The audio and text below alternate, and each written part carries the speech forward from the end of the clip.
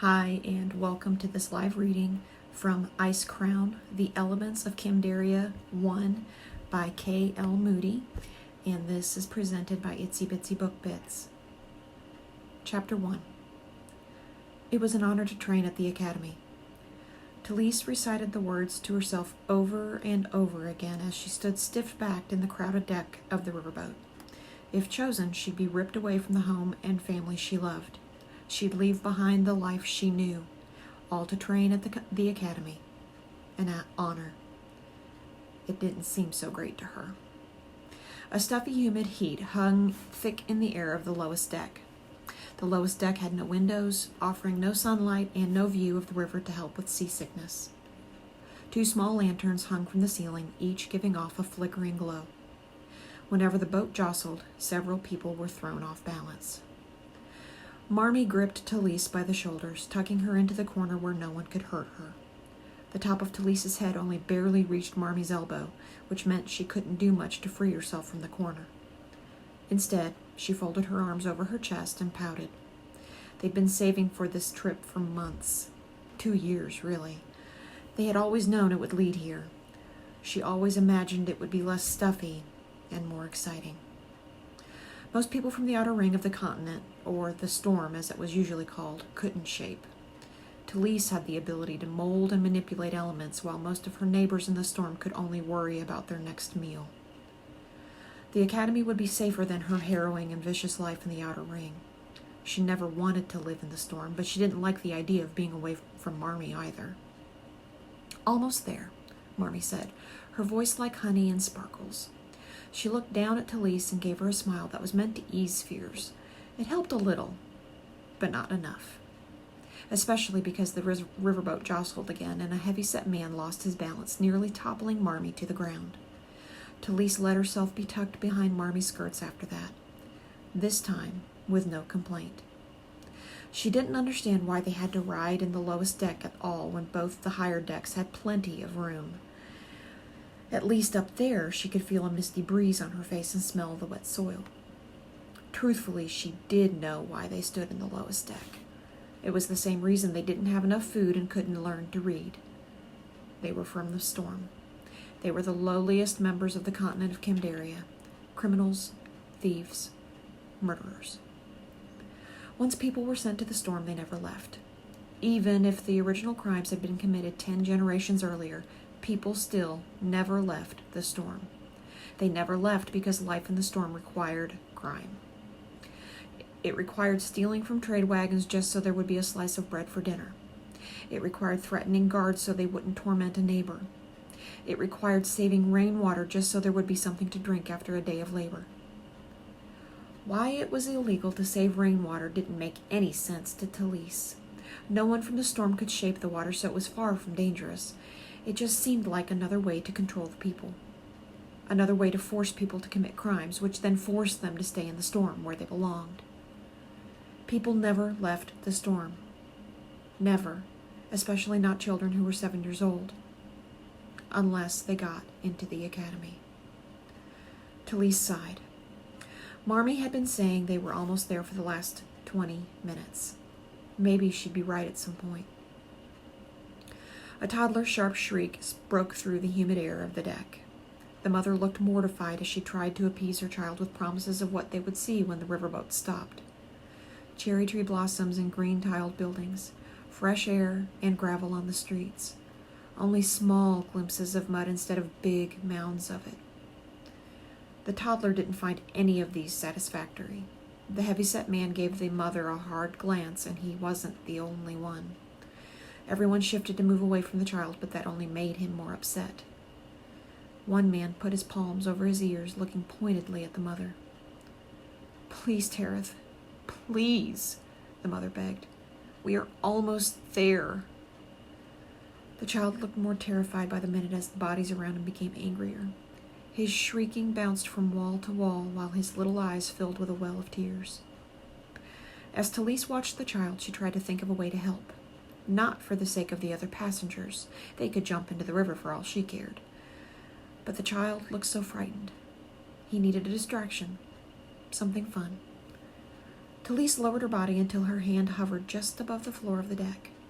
She'd been practicing hard, but even a little shaping still required her absolute attention.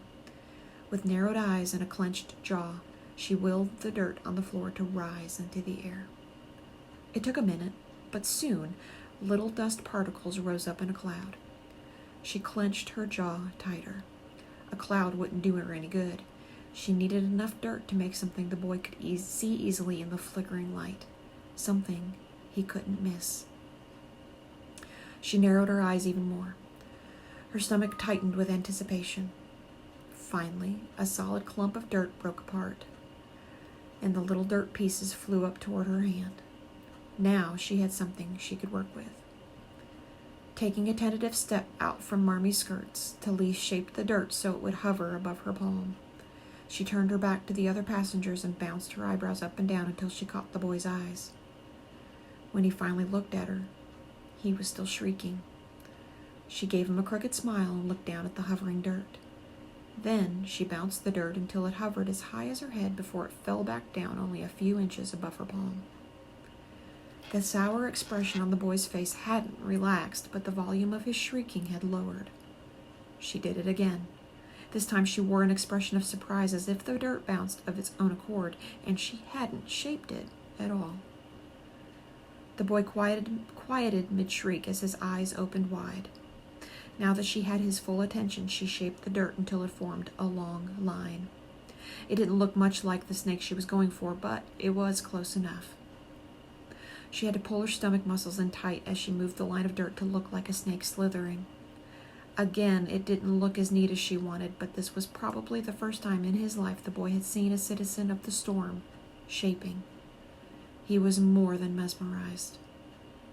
After the snake, Talise tried a bird. Her epic failure of that produced a giggle from the boy, who then clapped his hands and said, "More!" Before she could think of something else to make, the riverboat floated to a stop. Talise made the clump of dirt bounce a few more times while the other passengers unloaded. When no one was left in the lowest deck besides her, Marmy, the boy, and his mother, Talise finally let the dirt fall to the floor. "Thank you," the mother said, lowering her head so she could be eye level with Talise. After Marmy poked her in the back, Talise remembered to respect her elder.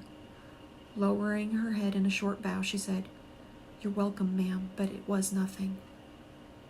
"Are you going to be tested for the academy?" the woman asked. After Talise nodded, the woman gave a smile so genuine it didn't seem possible for someone from the storm. She wiped a bead of sweat off her forehead, leaving behind a short streak of dirt. "A shaper from the storm," she said, shaking her head with disbelief. "I never could have dreamed of something so wild." Marmy nodded to the woman and started nudging Talise forward. "Come, the testing begins soon." "Wait," the woman said. "I just wanted to say how special you are. You made my son laugh when everyone else just scowled. And you're a shaper from the storm. You'll change Kamdaria for the better, my dear. I'm sure of it." Chapter 2. Talisa's head bounced right to left as she tried to soak up her surroundings. They had arrived in the middle ring of Kamdaria, better known as the Gate. The streets were gravel, just like the woman on the riverboat had said they would be. There were no clouds of dust as people jogged past. A few people pulled wagons, but many of them had horses. Horses! Every so often a stagecoach would fly past, and Talisa's mouth would drop all over again. The stores looked bigger than they did in the storm as well. Shopkeepers in the storm were terrified of risk, so they only stocked the absolute necessities. Sometimes they didn't even have those, which meant their stores were even tinier and emptier than the ones here in the Gate. These stores had all sorts of items. And everything was so clean. Marmy had scrubbed Talisa's face 1,000 times that morning and brushed her hair until her scalp seemed raw. Now Talise was grateful for the effort. She only wished her cotton dress were a little less weathered. The ugly patch near her hem seemed infinitely brighter in this light. At least it was clean. Even the people seemed different. They didn't look so worn, so tired. They looked like they could think about something other than the hunger creeping at them from every side. A man bumped into Marmy as they crossed the street. He looked apologetic at first until he saw the state of their clothes. He bared his teeth as he jumped away from them. A sharp intake of breath went through his teeth like a hiss. He muttered under his breath, but the only word Talise could make out was vermin. Nobody liked people from the storm. Even people in the storm didn't like people from the storm. Now that they had traveled to the gate, everyone shot them angry glares and suspicious glances. Marmee seemed oblivious to the entire interaction. Her eyes were set on a nearby building with unpainted walls and a gabled roof with cypress bark shingles. When they arrived, Talise was ordered to sit on a nearby bench outside the building while Marmee went in and did the paperwork. Not that Talise minded. She was too busy soaking in more of the gate. They weren't even in the inner circle of Kamdaria, also called the Crown, but everything already seemed 1,000 times better than the storm. There was so much water, so much vegetation, so much life. Her eyes wandered when the sound of a wooden hammer rippled through the air. She took a few steps down the cobblestone path until she could see inside a courtyard that stood next to the building where Marmee was. She recognized the scene at once, even though she had never seen anything like it in the storm. A wooden podium stood at the back of the courtyard with an orange tree on the right and a cherry tree on the left. A man stood behind the podium wearing a red silk hat with a ball and tassel at the top. A judge. A woman sat on the chair next to the podium. This was a trial, but not a regular trial, a card-marking trial. The judge had 2 stamps on the wooden podium in front of him. Talise knew one of the stamps would be of a silver crescent moon and one would be a black X. Judging by the woman's face, the moon stamp wouldn't be used today. The woman clawed at her tunic hem as she chewed her bottom lip. She kept nodding and shaking her head in answer to someone's questions. Talise was too far away to hear the questions, and she couldn't even tell who was talking. The woman began gulping and didn't seem to notice when her chewing teeth drew blood from her lips. All at once, she let out a gasp and her hands flew over her open mouth. "Guilty!" The judge's booming voice erupted through the courtyard. Jumping to her feet, the woman screamed, "No!" The judge sneered at her and glanced toward a wooden platform where a dozen people sat. The woman's family. It seemed the woman had 5 generations with her. Talise picked out a couple who must have been the woman's parents, another man and woman who must have been grandparents. There were also a few people the woman's age, probably her siblings, and then 3 adults who must have been the woman's children. A son and his wife, and then a daughter who looked barely 18. Most concerning of all was the baby, quietly sleeping in the son's arms. Since ID cards weren't given out until a child turned 18, any of the woman's children under 18 wouldn't be present. "ID cards out," the judge said, pulling one of the stamps off the podium. He held an ink pad in his palm, which must have been black. "No!" the woman shouted again. "Please don't! Punish me! Punish me instead!" The judge turned on her as his eyebrows furrowed together. He spoke in a tight voice that was just loud enough for Talise to hear. "You dare question the laws of Kamdaria?" he asked. "It has always been obvious that we care for our children better than we care for ourselves. It is only fitting, then, that our punishments should pass to our children as well." "But they did nothing wrong." The woman had lunged from her chair and reached so desperately for the judge that 2 guards had to hold her back. "My son's baby is just a newborn. She won't survive winter in the storm." The judge whirled around to face the woman. "Then you will suffer, knowing what fate awaits them and knowing your actions brought them there.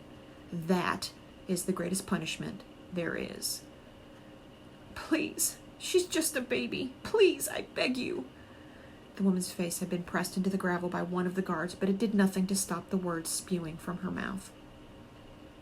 The judge ignored the woman as he traipsed over to the wooden platform where the family members sat. They all had tears streaming down their cheeks. One of the older women was convulsing as her body shook with sobs. But none of them protested. They knew the laws of Kamdaria.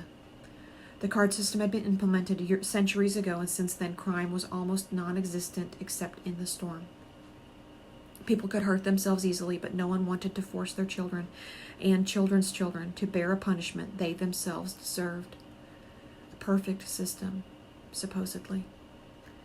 The son clutched his baby closer as he held his ID card out to the judge. A look of resignation paired with his dwindling tears. His wife wore no resignation. Instead, she buried her face in a handkerchief and couldn't look as the judge stamped her card with a black X. The barely 18-year-old daughter had eyes so wide someone could walk straight through her irises. She gasped when the judge stamped her card as if it wasn't real until that moment. When the son, his wife, and their daughter had all had their IDs marked, the judge waved at a nearby guard.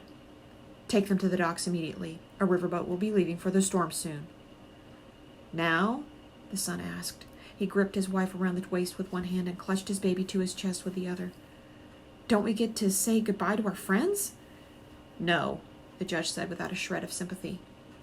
"What about our things?" the wife asked. "We need the baby's sleeping mat and her books." "Books?" The judge let out a laugh that shook through the courtyard. "Children in the storm are not taught how to read. You'll get none of your things. You'll start life the same as everyone who has been sent to the storm, with nothing but the clothes on your back."